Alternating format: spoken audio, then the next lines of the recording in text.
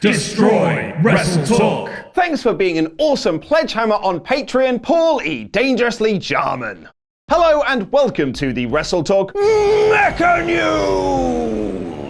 I am Luke Owen. Press the thumbs up and massage that subscribe button like your EC3 using baby oil, and leave a comment down below to answer our question of the day. Are Ronda Rousey shoot comments hurting the feud between her and Becky Lynch or improving it? Also, has anyone seen Ollie Davis? I mean, he was around yesterday for the Fastlane predictions, but I've not seen him since. I even sent him funny cat gifs on WhatsApp, but he didn't reply telling me the word is pronounced GIF, and he always does that. Also, Fakador keeps telling me to put this mask on, and I mean, I guess it does make sense.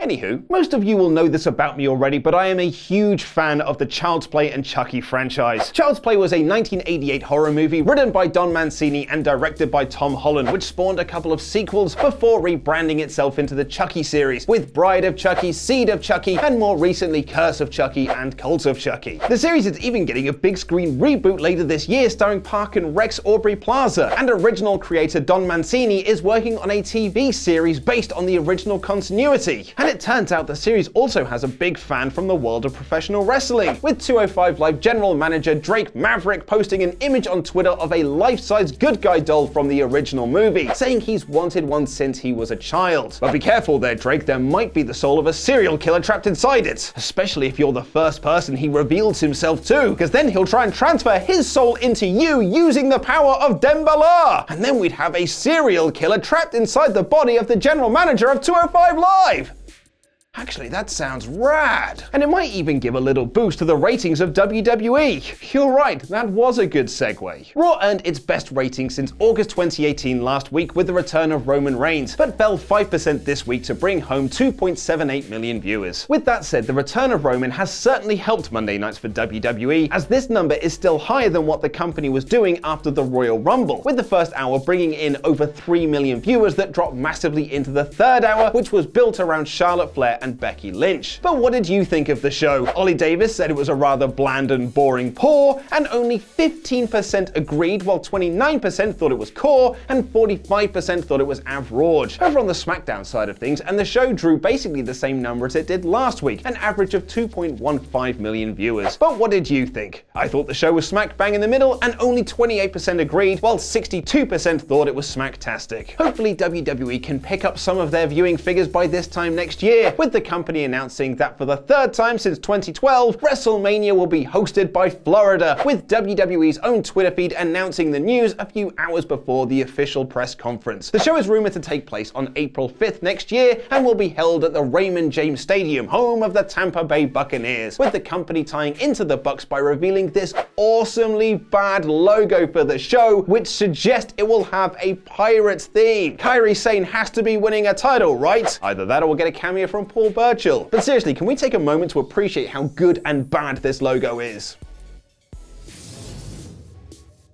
Impact Wrestling have announced a fatal four-way for the Knockouts Championship at United We Stand, which will take place over WrestleMania weekend, which will see Taya Valkyrie defend her title against Rosemary, Jordan Grace, and Katie Forbes. And it was a good week for signings for Impact Wrestling, with the company recently announcing the re-signings of Sami Callihan, Eddie Edwards, Moose, Fallah Bahh, and Rosemary, which are reportedly multi-year deals. What's interesting about these re-signings is a new report from SE Scoops, who say that these deals were actually made back in October before Impact Wrestling signed their new deal with Pursuit TV, and crucially before the announcement of All Elite Wrestling. These re-signings were bolstered even further by the return of Madison Rayne to the company. Rayne left Impact back in 2017, joining Ring of Honor as it launched its Women of Honor division. PW Insider have since reported that Rayne made the choice to leave Ring of Honor over creative differences, with Rayne pitching a reunion of her Beautiful People faction from TNA with Angelina Love and Velvet Sky. ROH reportedly turned down this idea initially, but then suggested they do the angle but have the Beautiful People turn on Rayne so she can feud with them, and they would then add Mandy Leone and other names to their Beautiful People ranks. With Rayne turning down that idea, she requested her release. The Beautiful People were an immensely popular act for TNA back in the late 2000s, being part of a women's division that was drawing larger viewing ratings than the men's segments. But I thought it was the fans that didn't want to see women's wrestling. Rayne also previously held a position with creative at Impact, so perhaps there's a chance we'll see the Beautiful People back together together on Impact in 2019. Someone else who previously wrestled for TNA back in the day is Jushin Thunder Liger. After unsuccessfully capturing the IWGP Junior Heavyweight Championship from Taiji Ishimori at New Japan's 47th anniversary show, which also saw a tremendous main event between Jay White and Will Ospreay, wrestling legend Liger announced his retirement from the sport. Liger's career began in 1984, debuting the Jushin Thunder Liger gimmick in 1989, trying to recapture the Tiger Mask phenomenon of the early 80s. He made a name for himself stateside while working for WCW, but will really be remembered for dancing alongside Ollie, Laurie, and myself at Wrestling MediaCon 2018. Liger said during a press conference that his decision to retire was not because he was breaking down, but because he doesn't have any more room to grow, revealing he will retire at Wrestle Kingdom next January in the Tokyo Dome. Liger added that he won't be doing a retirement tour, but will be wrestling all over the world for the next 10 months, asking to work the G1 Supercard show at Madison Square Garden over WrestleMania weekend. It's almost as if Liger is treating this sport of professional wrestling as real.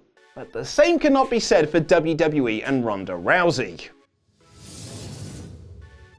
Last week, Ronda Rousey and Becky Lynch got into a Twitter spat, with Ronda saying she would beat the living out of Lynch the next time she saw her after Becky compared Ronda's husband Travis Brown to a dick. And all of that might have led to Ronda's heel turn this past Monday night on Raw, where she said there's no more Miss Nice Bitch before beating down Becky Lynch. And in her latest Ronda on the Road YouTube series, Rousey continued this new version of her WWE run by saying some choice words about wrestling and its fans. I'm tired of just being here to entertain people, you know? And not taking any more direction or notes or orders, and every time I go out there, I'm gonna do whatever the hell I want to do. They gave me other things to say, I didn't say it. I'm going out there, I'm doing whatever the hell I want, and they can explain it away however they want, but everybody, WWE Universe included. I meant that I'm going to disrespect the sport that they all love so much. Oh, don't break kayfabe, Ronda. It's scripted. It's made up. It's not real. None of those bitches can touch me. The end. It's still real to me, damn it! As one would imagine, this has caught the ire of many wrestling fans who don't like the idea of Rousey breaking kayfabe. But Dave Meltzer has noted on the Wrestling Observer message boards that, like Ronda and Becky's tweets last week, this is once again all by design, comparing it to the Lawrence Taylor Bam Bam Bigelow feud from WrestleMania 9, where Bigelow would go on talk shows and say that wrestling wasn't real, but when he gets in the ring with Taylor at Mania, it's going to be a real fight. Meltzer added they believe all the social media stuff is working, and that's the direction. In the latest Wrestling Observer, he adds, the good thing is that a lot of fans, more than you'd expect, seem to be buying that Rousey and Lynch don't like each other, that Lynch is owning Rousey on Twitter, and Rousey is terrible at it when their lines are scripted to build television. The one thing that all three have done is try to make their physical angles look legit and more real than usual pro wrestling. But it's still real to us, damn it, just like Wrestle League is. And you can compete against Ollie, Laurie, and myself in wrestling predictions by becoming one of our awesome pledge hammers on Patreon, where you'll get a whole host of other goodies, like personalized shoutouts, your name in the WrestleTalk news credits, and bonus podcasts. Head on over to Patreon now to take part in Wrestle League. I mean, well, that's if Ollie Davis comes back to the office anyway. Ollie Davy Doo, where are you?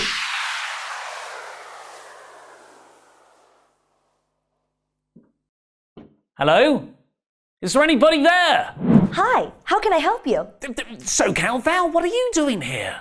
I'm not Cal Val. I'm simply a manifestation of the YouTube algorithm. I took this form based on Luke Owen's search history. I thought you would find it less threatening this way. Huh, okay. Why Luke Owen's search history? Because then I turn up with tentacles, and I needed to be more approachable. Yep, okay, cool. Yep, let's not pry any deeper into that thing. So Cal Val. Not Cal Val. Yep, you're right, not Cal Val. What's going on with the whole El Fakador thing and the Fakador invasion thing going on the channel?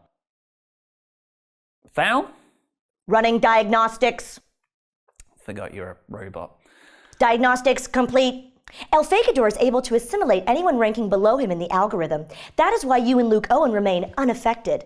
But your fans are at risk. You must save them. Many of them have already been turned. Analyzing your comments, there are many who already identify as Fakador. This is worse than I thought. Initiate Fox News fear-mongering response. Yes, if he gets too powerful, he can take over WrestleTalk, YouTube, and the world. Wide Web. Only you and Luke can stop him. You have to do it now, before it's too late. But how do we stop him, not Cal-Val? Printing response. Oh, cool. Okay. That's a nice picture of the boys. Don't really know how it's gonna help the infiltration thing. Any further explanation on this? Battery low. No, okay, cool. No, barely helpful. Thank you. Cool, okay, well, enjoy this big wide expanse thing, not Cal-Val.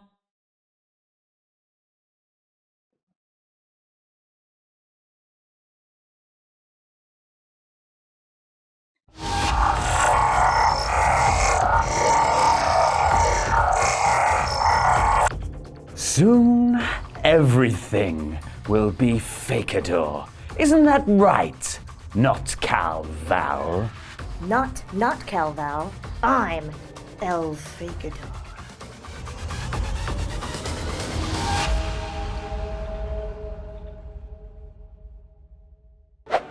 Which WWE champion is going to have to vacate their title due to injury? Find out by watching the video over there and get your name in the credits like these fine folk by becoming one of our pledge hammers on Patreon. I've been Luke Owen, and that was wrestling.